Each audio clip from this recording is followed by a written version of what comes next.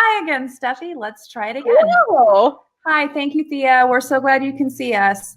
Okay, so let's go back to our first question, which was, how far in advance should you pitch? It's never too far. Don't pitch something 5 years down the line. But don't be pitching now expecting to get something for Christmas. If you do, it's probably people who haven't been planning ahead or doing things last minute. They might be a little high maintenance if that's the case. If you're pitching now, be thinking about 2019. Be thinking about a little bit further into Q1, maybe early Q2. You could even be pitching, depending on what your niche is, you could even be pitching like end of school campaigns, that kind of thing. Right now would be a lot of brands are probably, a lot of brands right now are really just scrambling, trying to execute everything for Q4. Right. But they'll be thinking about getting things on deck for Valentine's Day, that kind of thing. So in general, be looking at 4, 5, 6 months in advance. If you pitch a brand and they want something sooner than that, they'll let you know. But it's never, don't try to pitch for the next, something that's happening next week. It's just, they've already got stuff lined up. It's going to be hard for you to execute it in time, all that kind of stuff. So you would probably say the quarter before you're pitching. Okay. And so if you're pitching 1 to 2 quarters before. 1 to 2 quarters before, you're pitching in advance. So what if a brand does come to you with one of those last minute proposals? How do you respond and what do you do? And how can you make that work to your advantage? Yeah. If the brand comes to you and they want something last minute, talk to them. If you have time in your editorial calendar, go ahead and talk to them. But just make sure that you are charging a rate that's going to cover you for the amount of work that it takes to do something last minute, that it would take for you to potentially shuffle executing some of your other work, that it would take for you to have to, go to the store when it's crazy. Honestly, Yeah. There's like an inconvenience fee that you're sort of tacking on. So make sure that you're covering yourself for the stuff that would be required for you to do something super last minute. And just keep in mind that if they're trying to do something last minute, there's usually a reason why it's last minute. Either someone has dropped out of the campaign and they have a spot that they need to fill, which may be through no fault of their own.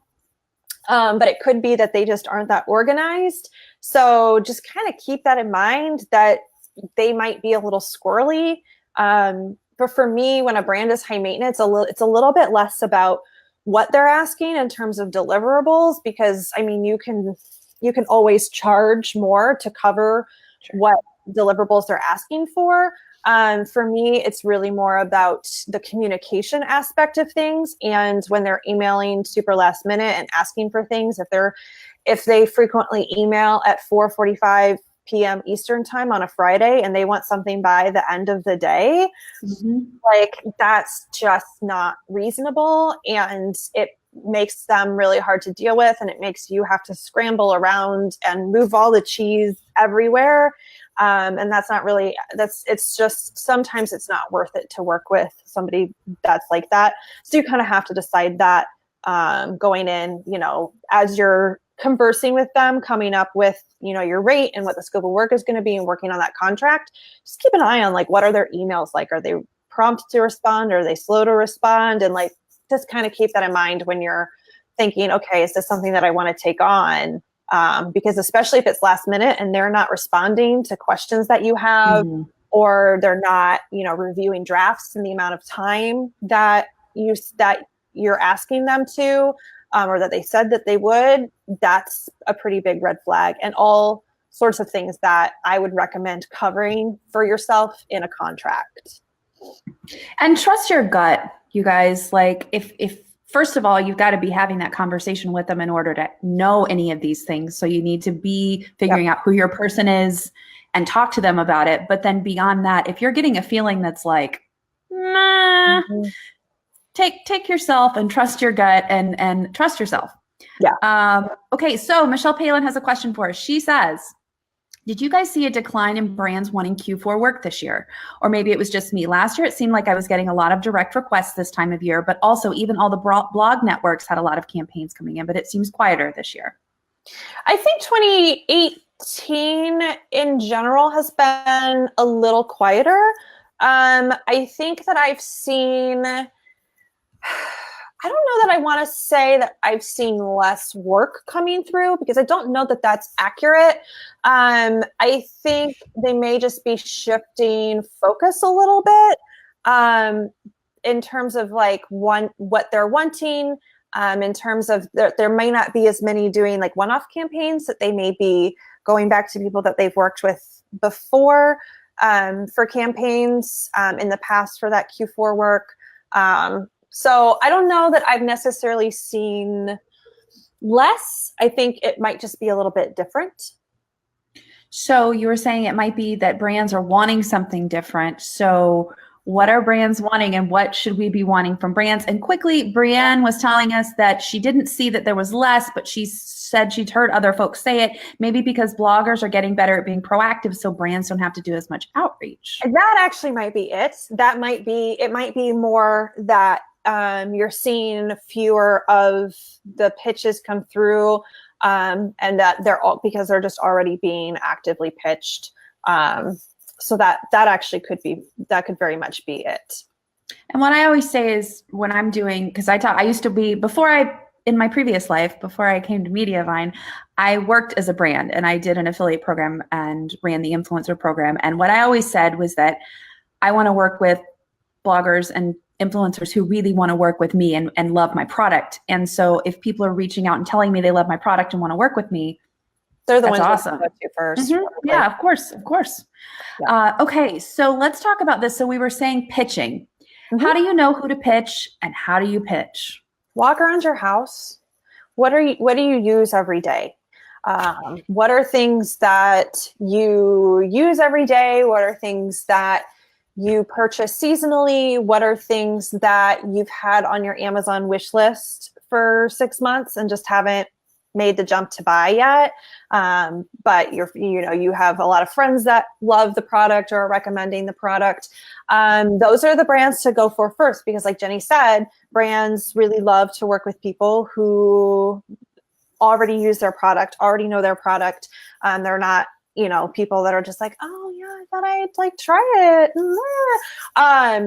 They want to work with people who can talk about it the most organically. So if you're walking around your house and, just think about what are the products and the brands that you're using every day. And obviously that's going to look a little different depending on what niche you're in. But, so if you are a crafter, what are the craft products that you use and you buy every day or every month or whatever? If you're a food blogger, what are the ingredients that you turn to? If you're really brand loyal to something, what are you getting? If it's fashion, what stores are you shopping at? Even for the other niches, where are you purchasing these things? You can always reach out to the stores. A lot of times I think more retail has been doing influencer marketing. I think they're kind of getting on that train a little bit more. So just think about, okay, what do I use already? And yeah, absolutely. I don't remember what it was. I always say chances are that you've included something in a post already, just because it's part of your life. And so if it's a brand that you're already using and thinking about and loving, it's all the better. Thea was saying she feels like that brands have established more relationships with bloggers, and they're seeking to work with those relationships more than seeking outside of their circle. What do you think about that? I think that is becoming true. I think that they have definitely established relationships and they're working with people, even if it's not as an official brand ambassador, and they're not coining it as a brand ambassador.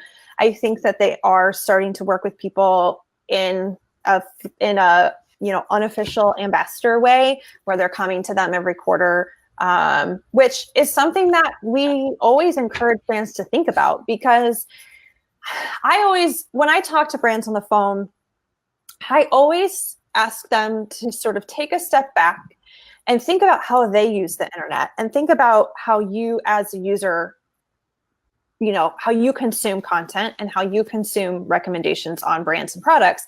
And I always think that bloggers should do the same, because we think about things in a very, we think about our own site in a very like black and white way. Like, oh, well, people come to my homepage and then they go through my featured posts and then they're going to read my post and they're going to be like, oh, I'm going to go buy this product. And that's probably not very true.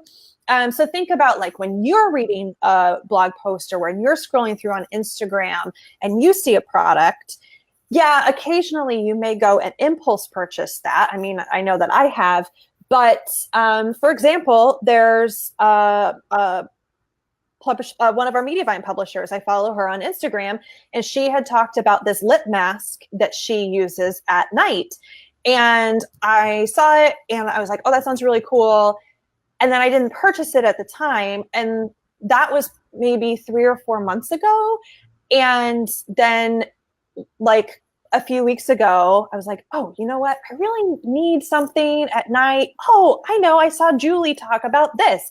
And I went and I found what it was and I purchased it. But it took a few months. Mm-hmm. So, and the more that and that's not even with an expensive item. That's an expensive item. It was like a $15 item at Sephora or whatever. So, but especially the bigger ticket item it is, the more they're going to have to see it and really be like ready to buy. But even smaller things, even like ingredients or craft supplies or something like that, they might have to see it a few times and also see that they can use it in a few different ways, especially if it's not something like a brand of glue or a brand of flour or something that, it's pretty obvious that they can use in a lot of different ways around their house. If it's a specialty product, if it's like a curry paste, they might be like, well, I'm going to use it for this recipe that you posted it with, but am I ever going to use it again? If you can show them all these different ways that they can use the product, then they're probably more likely to go get it, because it's not just going to be a half-used ingredient or half-used, they're not going to spend $40 on a craft supply item that they're never going to use again. So the more that readers see things, the more they're likely to purchase. And I think that's why a lot of brands, and that's why we always encourage brands to think about, don't just do one-offs, do repeated exposure. Even if it's not through a bunch of blog posts, it might be through a blog post, then it might be through Instagram. Then it might be Instagram stories, and then it might be a Facebook Live. How are all these different ways that you can reach that audience? And absolutely. And brands trust the knowns if they've worked with you. And that's why it's so important that you go in and go gangbusters. If it's a one-off post with a brand that you love, you want that long-term relationship, because then you're not having to go out and pitch all the time. You're not having to continue to use multiple products on your blog, because you have this relationship with 3 or 4 brands that are your brands. Yep. And that means, that you trust them. And that shows even more of that trust, and your audience will trust you. It's just good all around.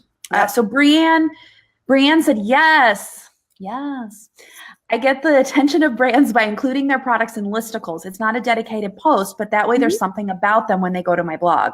Yeah, absolutely. Absolutely. And you can do listicles. You could do a post about things that you're loving every quarter and new things that you're using a lot.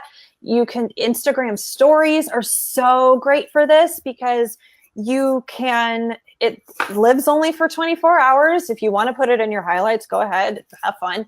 But it's a great way to like share things that you're loving with your readers without having to commit to a full post. I mean, an Instagram story takes like literally it lasts 15 seconds. And then you just add you're maybe spending like a minute on an Instagram story if we're being generous. So I think you can take a minute of your time and be like, I really love this product and here's why, and tag the brand. And, if they see that, and then you can maybe get in a conversation on Instagram and get to know them a little bit.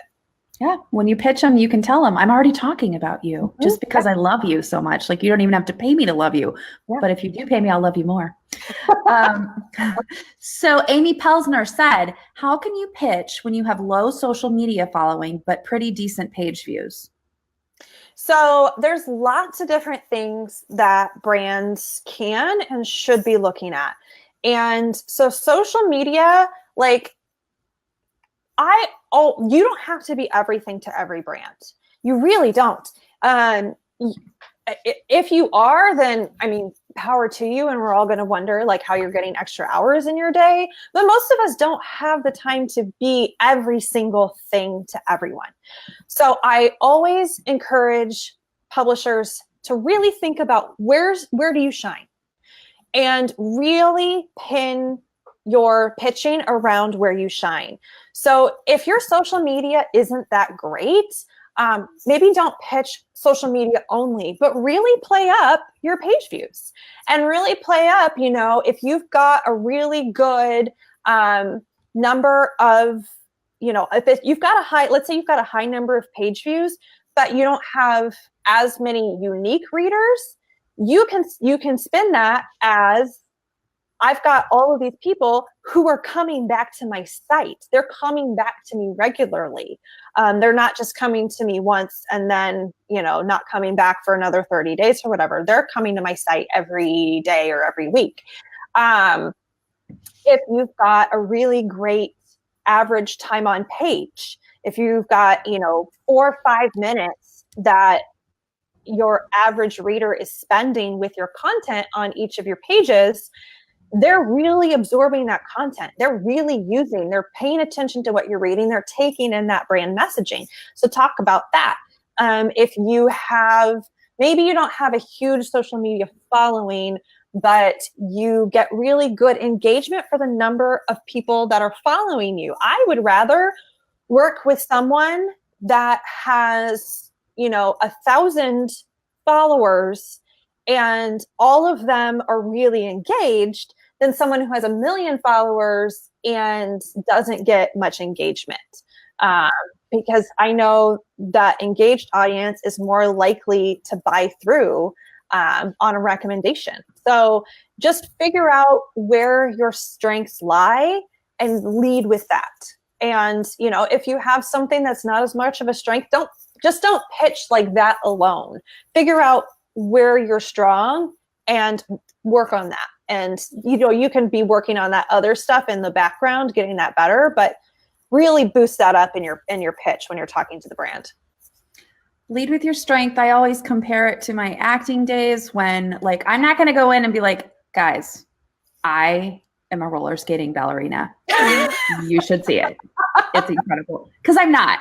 And I'm terrible. Like, I can fake it with my hands, sometimes with some dance, like some great jazz hands, but ballet is not my strength. So I'm not going to go in and say ballet. I'm going to go in with something else. And even if it's not traffic that's your strength, even if it's not social media that's your great big followings that's your strength, what if you're a great recipe creator or an awesome photographer? Lead with that. Really, and I encourage you when you're talking to brands to think about pitching something that's not always related to your channels. So maybe they say, because they might not have budget to work with influencers. However, they might be putting some budget towards recipe development for their website, towards product photography, towards videos. Those are all things that they might be investing in, and that's actually coming from a different section of their marketing budget. But you might take really killer photos, and you might notice that they have some craft tutorials that don't have any photos, or they have recipes that don't have any videos. And so you can always go in and say, hey, just to let you know, I also offer product photography or recipe development or video creation. Here is, my starting rate for some of that stuff. If you're ever interested in working with me on that, here's my portfolio, whatever. But pitching yourself doesn't always have to be pitching your channels. It can be pitching the work that you're doing, your creative work, for them to use on their own channels. And that can be a really good way to get to know them. And then, hopefully, maybe next year when their budget for influencers opens up, then they'll want to work with you in that capacity as well. And that's a great way to start out with as you're becoming, yes, get that consulting freelance money. You're right, Brianne. And the great thing about it is if you're starting out and you don't have a big following because you're a new site, but you're wanting to build that sponsored work portfolio, capitalize on the things that you're already good at, for sure. Okay, so let's talk about something that everyone always asks. Anytime I speak, I get this. How do you set your rates? It's super personal. If anyone's ever watched a Facebook Live with our lawyer, Jamie Lieberman, she will always say, it depends. And it depends. So I just got my law degree. Congratulations. Thank you. So it depends on a lot of stuff. And that's really the answer.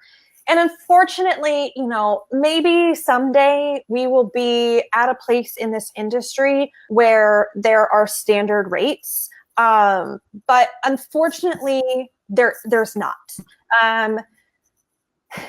There's one exception to that personally.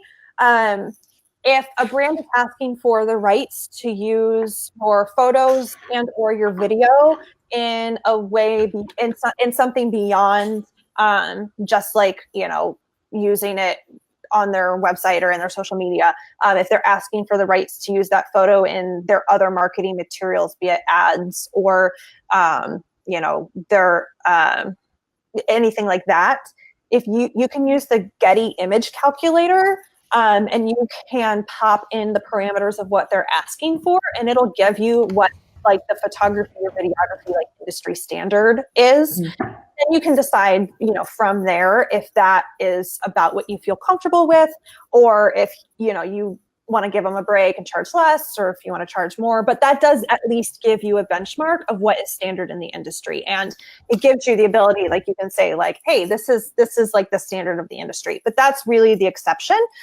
Everything else is pretty personal. So, there are occasionally, you'll see for every 6 months or so in the Facebook groups, I'll see formulas that float around. People be like, well, it's this much per every 1,000 followers, and da-da-da-da. And those sometimes can help. But the important thing to remember is that at some point it kind of maxes out. So at some point, you might get a certain number of followers and you're asking for $10 million for a post. And if you're not the Kardashians, like the chances of getting that's pretty slim. But it also doesn't help you out on the lower end. Like, let's say you don't have great traffic, but your photography, your videography is just beautiful. And the content you're creating is amazing. It's not accounting for that. So you really have to take all that kind of stuff with a grain of salt. Take it, look at it, see if it works for you. If it doesn't, there's an influencer I follow who always says, take what works for you, throw out the rest. So, and if your best blogging friend is charging just a crazy amount of money, that works for them and they're getting paid that works for them. If your following is different and your niche is different and, you work with different brands than they do, what they're charging may not work for you. So you just have to be a little bit flexible. Think about, okay, when you change your rates, if you're pitching and everybody's saying no, your rates are too high. If you're pitching and every single brand is saying yes, your rates are too low. You should actually have a mix of people saying yes and people saying no. So it's unfortunately there's no clear-cut answer. If you have a really great trusted group of blogging friends and you guys can kind of bounce ideas off of each other, I think that's always great. But again, take what works for you, leave the rest. And there should always be a discussion, a negotiation. Absolutely. And it should never be an open shut door. Like, here's my number. They say no, that's it. It's all about working together to reach. Then ask them what would be more in their ballpark. Yeah. Maybe, and what else can they give you? Right. Maybe they can only pay you half your rate and it's just not worth it to you, then you walk away. But maybe their rate that they're thinking is 2/3 of what you were paying, but it's a brand that you actually really love. And you're like, you know what? I'm willing to do that for you guys. Like, I'm willing to do that and, establish a relationship with you. So, and please don't ever let anybody like bully you into thinking that what you're charging isn't right. Because again, great advice. It's what works for you. And if it doesn't work for you, something doesn't work for you, leave it. But I see a lot of discussions where, people get, chastised for getting a product for free and, get thrown a brand a bone on giving them a lower rate. And if that doesn't work for you, that's fine. But if it works for that person, great. And if you're that person, just do what works for you. Yes, we want brands to see us as bloggers and as professionals and pay us what our work is worth, but you also don't always know the details behind somebody else's scope of work and behind their deal. And so, if somebody doesn't know all the details, don't let them faze you in terms of what's going on. Just you do you, and just let it go. Ever in any aspect of the blogging world, like, we're not here for that. This is not. Life. No. You just look at them and you say, "Yeah, basic," and then you move on. Sorry, we're really into The Good Place. Just recently been involved in The Good Place, so it's really good. I highly recommend it.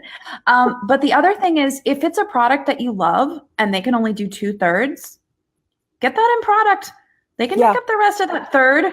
If you're working with Tyson Chicken and they're going to give you, they have the money, by the way. So, but if you're only getting 2/3 and it's a small local chicken company, be like, okay, I'll take 6 months of free chicken and you can give me this much money in that. So like work it to your advantage, have them pay some of the money to amp your social posts on there. Like there's many ways to skin this cat, and you can work with the brand to get to a deal that both of you love. But the only way to do that is to start a conversation.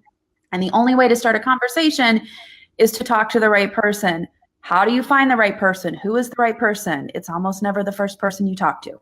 It's almost never the first person. So there's a couple different ways. Obviously, if you can meet someone in person, that's really great. That's why everybody loves blogging conferences and the expo halls, and they're trying to get business cards and all that fun stuff. So if you can meet someone in person, great. If again, who's your community in the blogging world?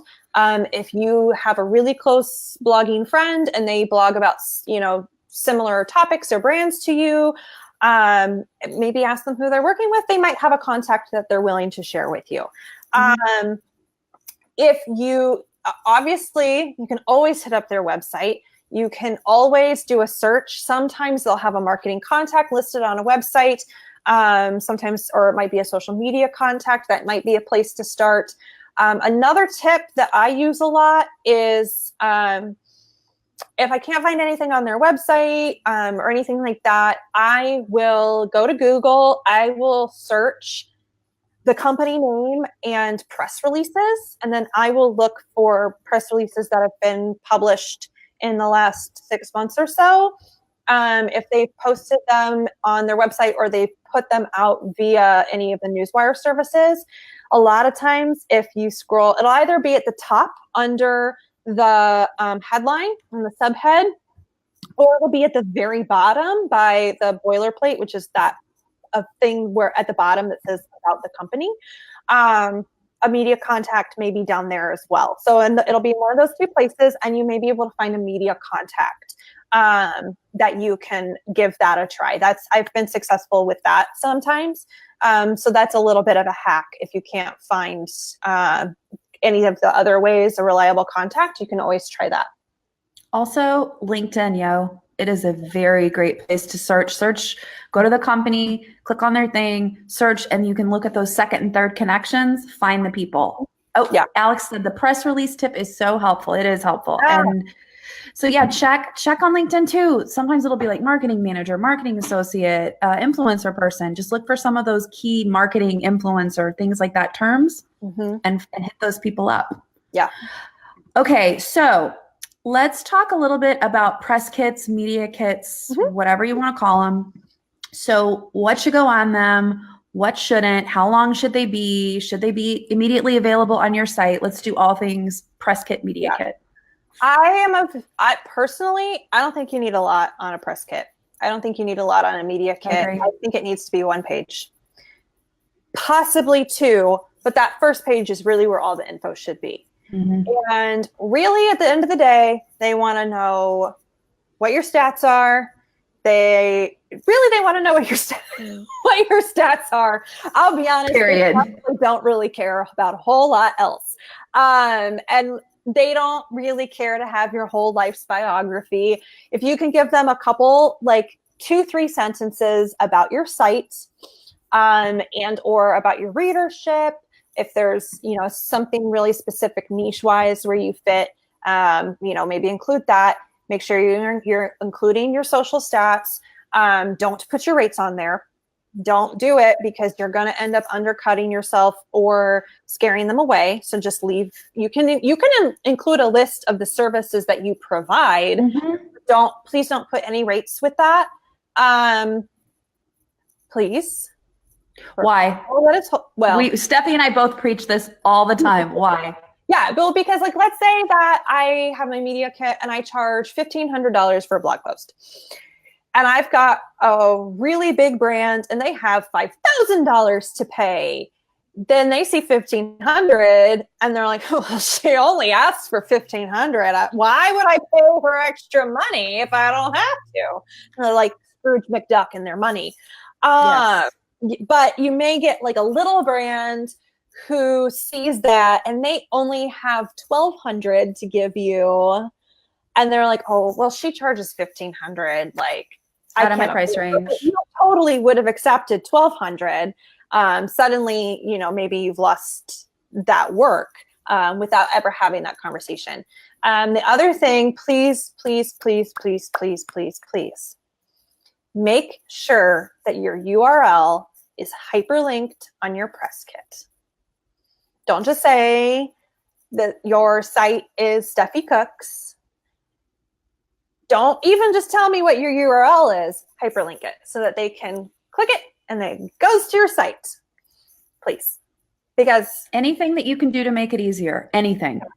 Brands are lazy. It's true. I can say it because I was a brand rep.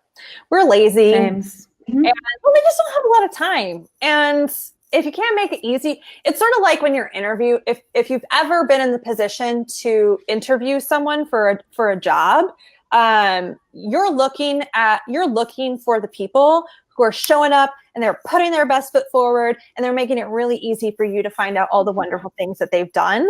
And if that's not what they're doing in that getting to know you phase, then you're just going to wonder are they really going to be that great once they've got the job? It's sort of their best. Yeah, your media kit is sort of your resume. So if your resume isn't making it super easy for them to find your work, they're going to be like, I don't know, what are they going to do when I've hired them to do work. It's just sort of leads into those other questions. Mm-hmm. So please put your URL hyperlinked on there. And if you're able to hyperlink some of your social too, that's great. I've got a beggar too. If you make your social media things easy to find on your site, and please make it easy for me to find your email address. Please, sir, let me find your email address. I don't want to be going around on your site and going, I don't know, where are they? I really want to work with them next time. Nope. And you don't want to be losing work just because you didn't have social icons easy to find in your sidebar or at the top of your site or whatever. Just do that. And, I also don't think it's great to put your media kit on your website. Okay. Because then they have no reason to start a conversation with you, really. Get that conversation started. Make sure that they know that you have a media kit available, and that they know how they can get in touch with you with an email address that's not a contact form, because those are not reliable. So just make sure that they know you're interested in working with brands. You have a media kit available. Here's how they can easily contact you, but make them get that from you so that you can have a conversation. You can say, you can already be thinking about, okay, this is a brand I really love and I've been crushing on for a really long time. Maybe I'll give them a break on some of my rates, if I have to. You can already be sort of thinking through some of those things in your mind, but you can't do that if you don't start the conversation. And get them on the phone if you can. Always. You get so much more information. Get them on the phone and listen. All right. We have so many comments here. Alex said, also, I'm super into LinkedIn stalking, so good to know you're on the right track. You are. She liked press releases, and LinkedIn stalking is always great as long as no one knows you're doing it. Hi, Carly. We love you too. Chrissy says, hi from the Philippines. Michelle Palin told us, I experimented with adding rates to my media kit this year just to make it easier on myself. However, she doesn't think it worked out that well for her, so she's planning to remove for next year. Good. Naomi says, regarding the media kit and going back to what you were saying about leveraging things like photography if your stats aren't that impressive, what are your thoughts on a media kit that ends up being longer because of including photos? Yeah. It's not longer because of excessive text, but highlights photography work in a visually appealing way. Yeah, I think that's great. I also think you can, if you've got really stunning photography or videography, it's not that crazy. It's not that hard to set up a portfolio site. So you can either, and you can kind of do both. You could include like a couple pages, a page or two that highlight some of that photography or highlight some of those videos. But then you could also say, for more of my photography and videography, and link them through to an online portfolio. I know a lot of people that have them, and I don't think they're that expensive to set up or maintain. And those can be, because they can be pretty like cookie cutter sites. They're just a place for your photos and video to live. Canva has great templates for media kits. It's very easy to do. And people are asking if we have any, Wendy and Thea are both asking, do we have anything tangible to show them, for example, of a great media kit or a press kit? Leaned back too far and like knocked on the wall. Megan, I'm sure, loves me. Jenny and I will work on that. We'll work on that because I don't want to show you someone's that. Yeah. I don't want to show you I don't want to, show fellow publishers. But we will work with, I'm just adding this to our designers to-do list. Here in the next couple months, we'll work on creating a sample for you guys that we can share of, here's an example of what a media kit could look like and include. We'll work on that. That's a really good idea. I think so too. That's great. Okay, so Michelle Leah Brooks wants to know, when you are brand new to sponsored post, what is the best place to start? Gosh, well, I would talk to some friends. I would see, if you have some friends that have done a lot of sponsored work, I would talk to them. I would see, who they're working with. I would see also if they have any like tips for you. I would, again, kind of walk around your house, see what brands you love, kind of start pitching them. Start with, I would kind of start with what I would consider like the basics in terms of a sponsored blog post with associated social media shares. So you're sharing that blog post across your social media. And then as you get more comfortable with it, as you're, getting a better hang of talking to brands and all that kind of stuff, then you can start venturing into more complex campaigns, pitching that kind of stuff, or maybe there's a bunch of moving pieces in terms of video and, multiple layers of social sharing and all that kind of stuff. Make sure that you're always getting a contract and that you are always really reading your contract. And, again, if you have a really, if you have a friend who's done a lot of work that you really trust, ask them to take a look at the contract for you. You can, you don't have to tell them, you don't have to show them the part that says how much you're making or anything like that. But just like say, like, do you see any red flags here? So that they can kind of be like, oh, well, it's saying that they have universal rights to every single thing you're creating and also your firstborn child. Then you can be like, oops, hold, hesitate. Let's tweak that a little bit. Yeah. A couple things I would recommend. First of all, I would recommend, I'm going to be the first swear of the Teal Talk. Here I go. Ooh, this Teal Talk, not every Teal Talk. I swear in most of them. So let's be honest. But what I would say is to create yourself a hot shit list of brands. That your dream brands, you can tier them, but brands that are like, if Disney is like your pinnacle and you really want to do Disney, you want to be a Disney mom blogger, or you want to do Best Buy or whatever it is that is, and then you can do a little tier down and then more local brands, but things that you've got a list that is like, you've got it on your wall, you're thinking about it, you're visualizing it, like these are your people. The other thing I would recommend is what? Yeah. Yes. And it's something you're thinking, it's goals, set your goals and not just any, and that way, you know what you're committed to and what you're excited about. And that way, potentially when any brand comes to you, it's not just going to be they want to work with me. Thank God. Because that reads, and you don't want to be, did 10 posts on dog poop. Like you don't necessarily want to do that. So don't degrade your site just to work with anybody. I think it's also important too, and this goes for everybody, if you can, find out what the goals are for the brand, for the campaign. Like, what are they really hoping to get out of it? Because, and I think we all know and recognize that influencer marketing is it's really not about making sales. It's about brand awareness. And sales obviously are important for a brand, and brand awareness feeds into sales. But if a brand is going into a campaign or into a post expecting to sell X number of units within the first 30 days, the odds are good that they're going to end up being disappointed in one way or another. Yep. They really have to be realistic about the fact that it is a long game. You're creating evergreen content that's, going to be on there forever.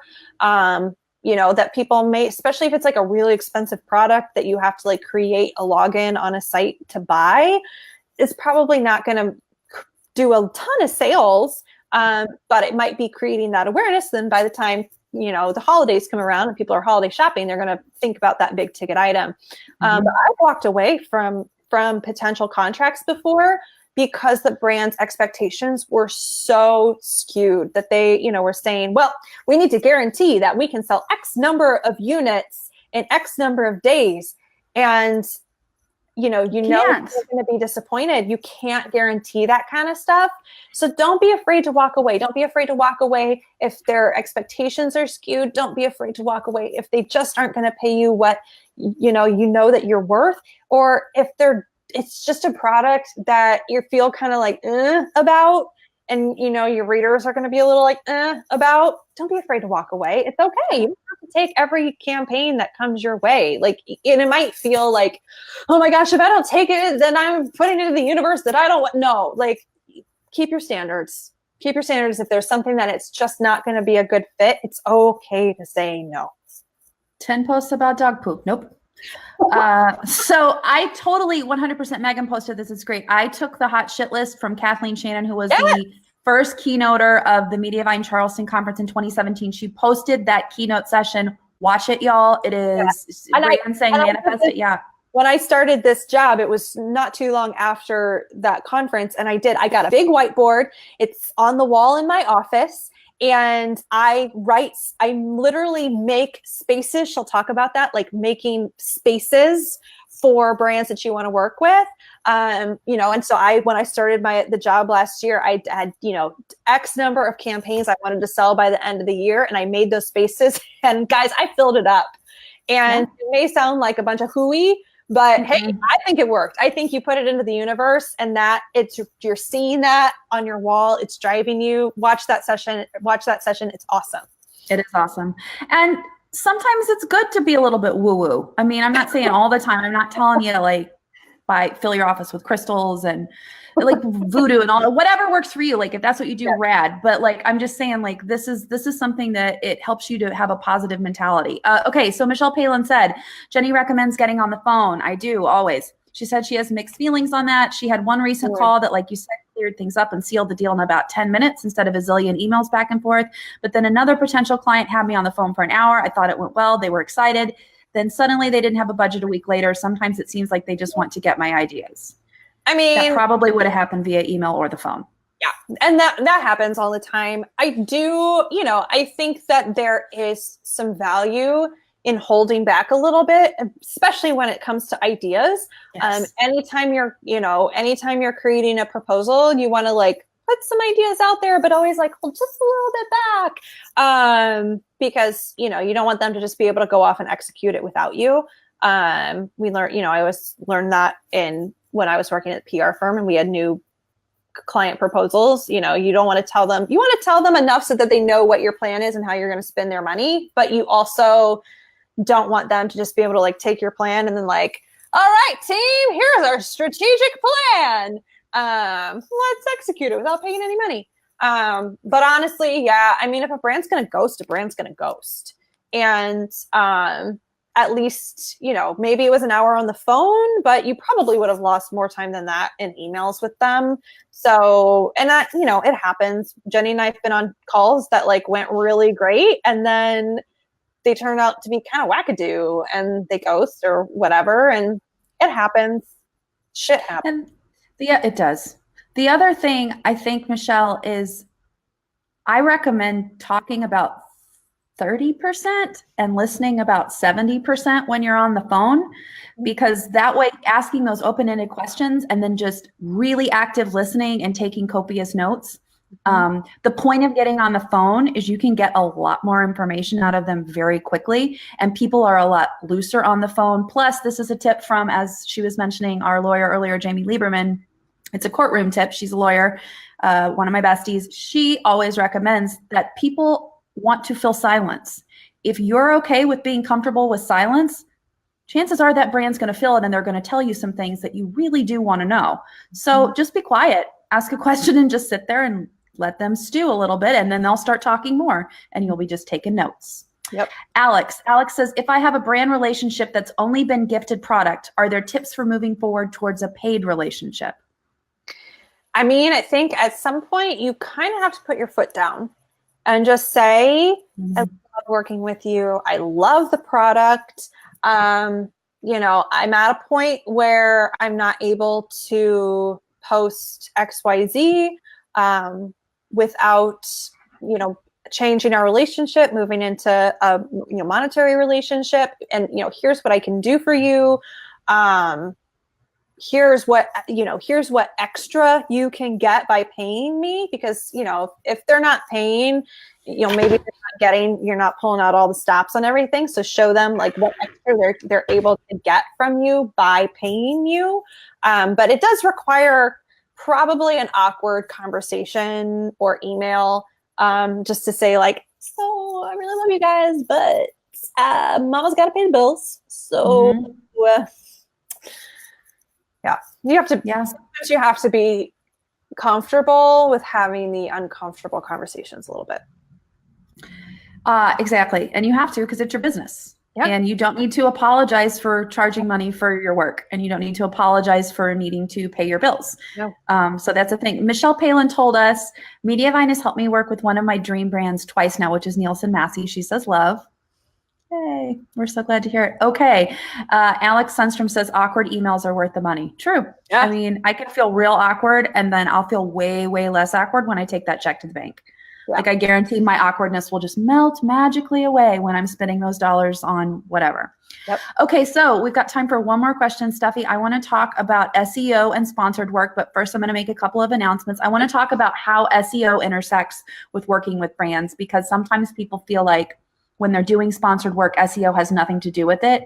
And I don't know that a lot of people are selling SEO to brands in a way that I think they could be really maximizing that. So I'm going to have you talk about that as our last question. In addition to that, I'm going to tell you that on the next Teal Talk, in 1 week from today, is Turkey Day. How the heck did that happen? So happy Thanksgiving to everyone. The week after that, which is the 29th at 2 p.m. Central Standard Time, real time, I am talking with Melissa George of Polished Habitat and Angela Neese Rathbun of Blue Eye Style. We're going to talk all things organization. They are both organizing ninjas, and they are fabulous at Airtable. So we're going to talk about that. Then on the 6th of December, I have Ashley Prisby of Ashley Marie. She is a YouTube savant, and she has worked very hard. She's incredible with video, and we're going to talk all things video. So on those things moving forward, get ready for those. We've got exciting stuff coming, but first we've got a wonderful holiday, and we want you to have that. Steffi, talk to me about SEO and brand work. Yeah. So SEO, don't ignore it. We have so many resources to talk to you about SEO, how to execute, how to implement SEO into your workflow. So take a look at some of those. So I won't harp on any of that. But if that's something that you're doing, and when you're creating new posts, you're going in and you're researching your keyword and you're figuring out, how to organically include that and link around to yourself and all that kind of stuff, mention that to brands. Because when we're talking about evergreen content, part of that is that lives on your site forever, but you also want to emphasize that it doesn't just die in your archives, that it's content that you are optimizing in a way that Google's gonna see it and pick it up, and that when you're linking around to your own content, that all of your posts are benefiting from that. That you're regularly taking a look at your older content and making sure that it is continuing to be optimized, all that kind of stuff. That's valuable to a brand, because that means that they're not just getting lost in your archives, never to be seen again. That if you're creating a recipe, if you're creating a craft, if you're putting together a packing list, whatever it is for that brand, that's something that is going to be seen not just by your regular readers who are checking it out in that first week when you push it through in your email subscription list and on Facebook, but it's stuff that is going to be found 3, 4, 6 months down the line, a year down the line, 2 years down the line. So that's my little deal about that. I love that. We keep having little freezing issues. I don't know if you guys are seeing it too. I'm going to give one more question and then we're done, because Andrea asked it right under the wire. Andrea said, is there ever a good reason to allow a brand to have full rights to a sponsored post on my blog, including my images? My gut is telling me to run. I mean, I'd ask them why. I would ask them why, and then you charge them out the wazoo for that. I mean, yeah. I've seen it with some really big brands, but you have to be willing to sign that over and know that they're now owning that content. So, and again, like if they're asking for that, are they gonna be high maintenance? Like, and also, depending on the brand, they might not actually realize what they're asking for. Like, I mean, if it's like craft, yeah, they get what they're asking for. If it's like a smaller brand, like a family-owned brand, they might not actually really realize what they're asking for. So it's worth having that conversation to figure out a little bit like why they're asking for it. And then like have a real like come to Jesus moment with them. Like, okay, well, you're asking for that. It's going to cost you approximately 3 times the amount of money or 4 times the amount of money that I was going to charge you before. And here's why. And then they might be like, oh, wait, that's not actually what we wanted at all. We actually wanted just the ability to put your recipe on our website with a photo. And then you're like, oh, well, okay, like, here's that. If you're linking back to me, like, that's good for me. Like, okay, it's only going to be an extra 500. But just really have a conversation about why, make sure that's really what they need. And if they're insisting that that's really what they need, make sure you charge them accordingly. Those are all great things. And I would say 2 things. One, how long do they want the rights for? Is it in perpetuity? Yeah. That's a big deal. Yeah. Like if perpetuity is forever and ever, and let's see how long are they able to continue using your photography in their own marketing materials? Because that's probably what I'm guessing that they want to do. Yeah. 1, 2, I would say talk to a lawyer and have a lawyer look at that contract. Oh yeah. Oh, something like that. 100%. Yes. Yeah. Mm-hmm. Okay. We've got one more question. Marley, my question is similar. If a brand you really want to work with reaches out but only wants to give product, is it a good idea to work with them for product to hope to create a relationship? You got to make that decision for yourself, sister. Yeah. And nobody else can tell you. It depends on what the product is. Depends on how much you really want it. What's it worth? What are they really asking for? I certainly wouldn't pull out all the stops for product. Unless they're Depends on the product. Is it a car? Unless it's like a car, or they're like, completely paying for your home renovation or something, like, then yeah, okay.